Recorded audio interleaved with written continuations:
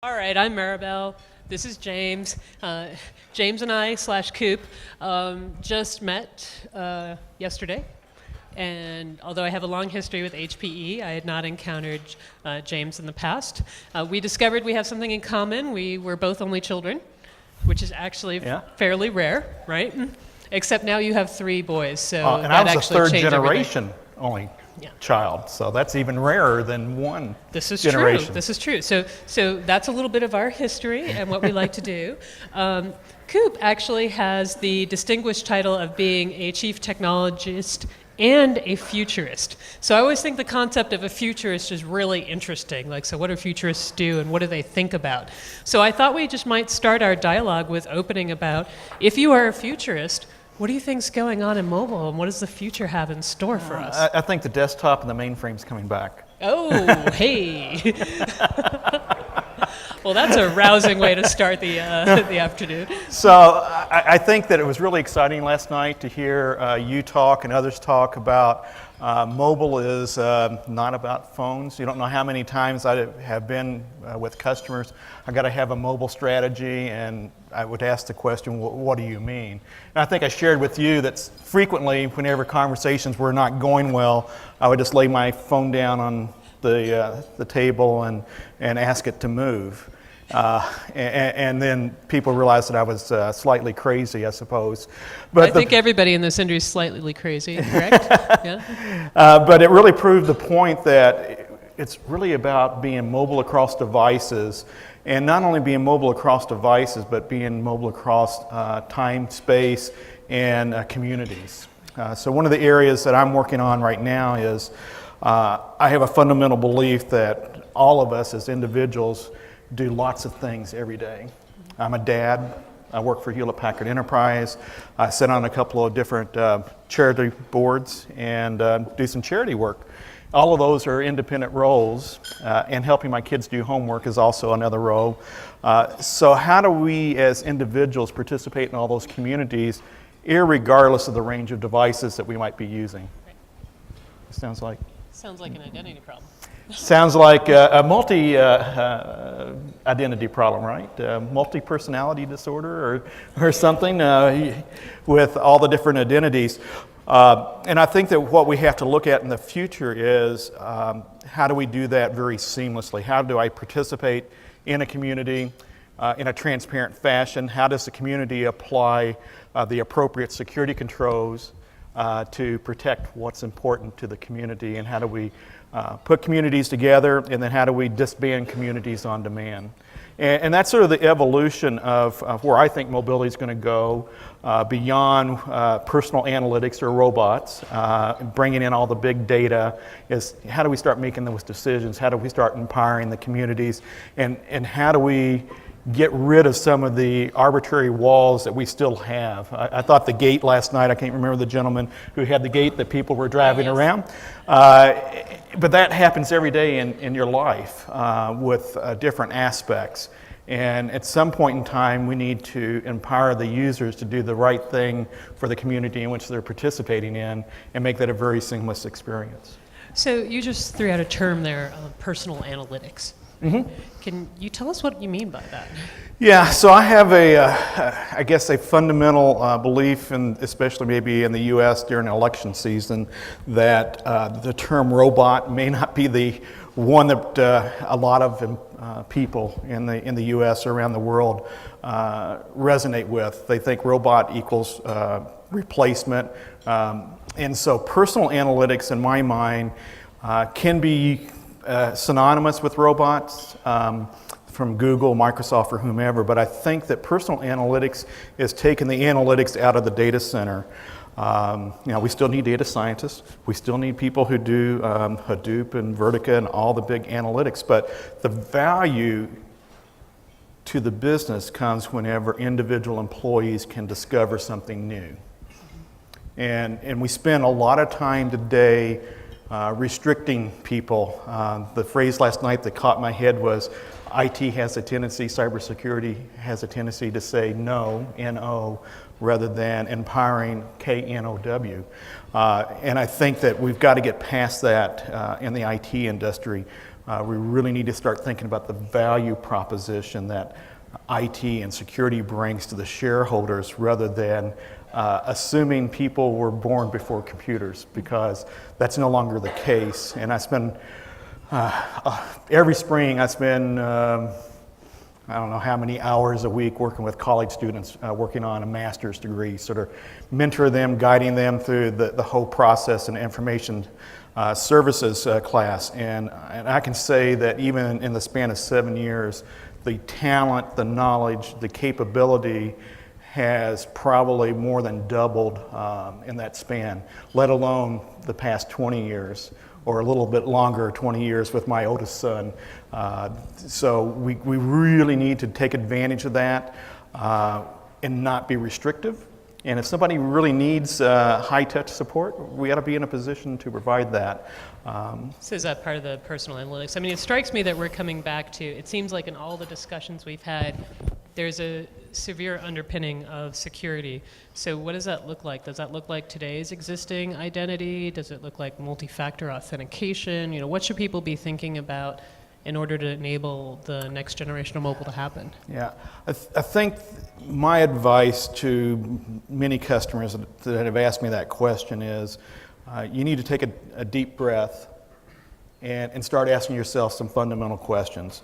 Don't make the assumption that what you did 20 years ago, 50 years ago, some companies have been around for 100 years.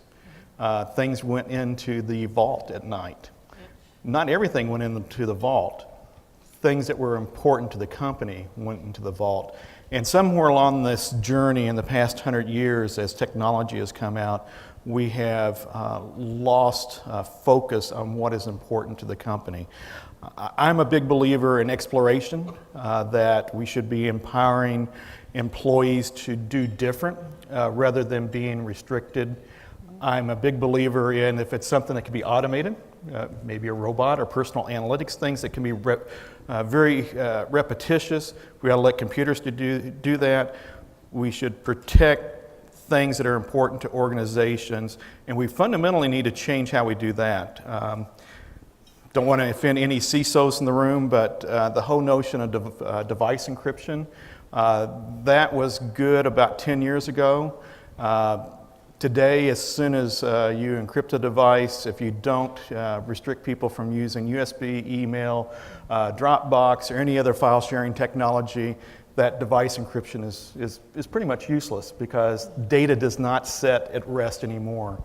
So looking at where the industry is today versus your legacy set of controls, your legacy set of policies is very, very important.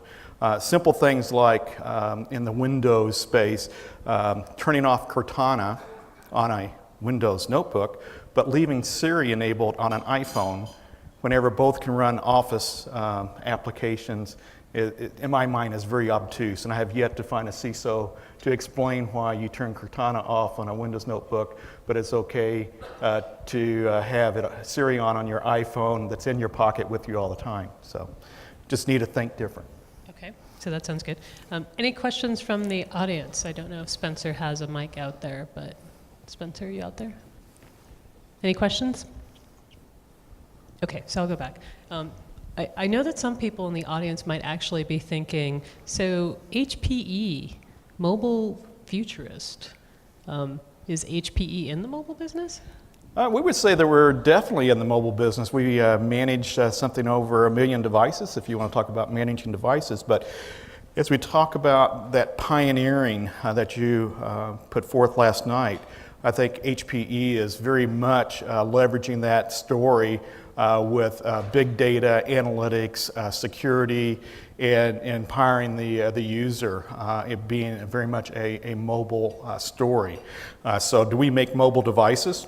No. We certainly have partnerships with lots of mobile device vendors on the planet, but you know, this combining of information, making decisions, doing things differently is certainly in our sweet spot of innovation.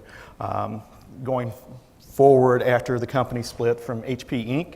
into HP Enterprise. We think HP Enterprise is really accelerating beyond the whole legacy desktop, legacy notebook, legacy way of managing devices and helping customers think differently. So one of the things that I think we talk a lot about is the changing role of analytics and mobile. Do you see mobile and analytics coming together? What are some of the opportunities or challenges you're seeing in that space? I think it's two trains coming at each other at lightning speed. The power in making decisions is in the volume of analytics. You can think about where we were at even 5 years ago. Big things were managing projects for like Airbus, Space Shuttle, and then we had the opposite end, right? The chemistry people or the physics people doing estimation, and now we have the possibility of analyzing, billions of data points simultaneously to make decisions. Not only economic data, but weather data against your internal data, and seeing where that's going to take you in the future is just amazing. So, and doing that in a very mobile fashion, you should be able to do that across any device. Again, using mobile in the term of across devices rather than referring to a smartphone. Got it. I see that Spencer is in the back with the mic if anybody has a question, and there's a question right there. Hi. Yeah, I think I see that we are talking about mobile security and analytics, but I thought the topic is about digital workplace and idea economy. So I don't know, I'm missing the point, but I still waiting to hear about how that's related to what we're talking about. So how mobile and the digital workplace are related to each other? No, sorry, but the discussion I think we are going through is like how the security and mobile and all those things, but I thought this topic is about digital workplace. So maybe I missed what exactly digital workplace means, and then so I thought that maybe changing internal culture and having something internal digital so maybe workplace. A little less is that what it is, or is technology. it some? Yep. Yeah, because I didn't hear that things yet. Yeah. So speaking to some of the cultural aspects of how digital workplaces emerge. Yeah, so certainly in the workplace itself, some of the things that we see is change management is, I think, fairly difficult for the larger companies. And that's true digital and anything else. The larger the company, the more difficult change happens. I think whenever you look in the workplace and start thinking about how you're going to change the workplace, we see lots of larger institutions adopting the startup model of office, so trying to encourage better interaction, better collaboration, and knocking down the walls for offices. And I think that once we get past that and we get people to actually engage, then we've generated the first wave of success. I think once we get past that first wave of success, then we start talking about the economy and how we are using all the data that's available to further the company's business. How do we add shareholder wealth? Yeah, I think you bring up an interesting point, and that's the point that I think where we are right now in technology and in workplaces is that we're really into a next generation of business process transformation, right? We have new data that we can put into apps. We have new ways we can do business. We have people that are distributed. We have access to more real-time information than we had before, and we have the ability to collaborate fairly seamlessly across geographies. So I think that all that does change the workplace of the future. I think it does create challenges in terms of understanding what is going to create value for the organization moving forward. So we've been making things faster and perhaps cheaper, but the question is, are we making things better, right? And I think that's where we're trying to look at some new models of how we use technology to engage. I know we only have a few minutes left, and I thought it might be nice for us to kind of transition into digital workplace, idea economy. What advice do you have for the audience as they move forward? Yeah, so I think that you shouldn't underestimate the pull of the legacy attitude. And shifting away from legacy, taking that deep breath, pausing, and determining what it is that you want to do in a digital workplace. How do you want to use mobile in the future? Will pay great dividends. My original answer was to deal with security, but I think that we hit security pretty hard last night. And then I think finally, the thing that you should be aware of in the future is that as the amount of data increases, you need to be able to trust the data, but you also need to understand how that data is going to move in the whole digital workplace and ideal economy. You know, you start doing the math. If you have petabytes of data, it's going to take a little bit of time to move that across the network. So having everything in the cloud and expecting to have a purely elastic experience, mathematically today, that's starting to erode very quickly. There's not an easy ability to move petabytes, exabytes of data between cloud providers. So be on the lookout, and as the volume of data increases, that drives analytics, that drives the whole mobile experience, that drives how your workplace will change in the future.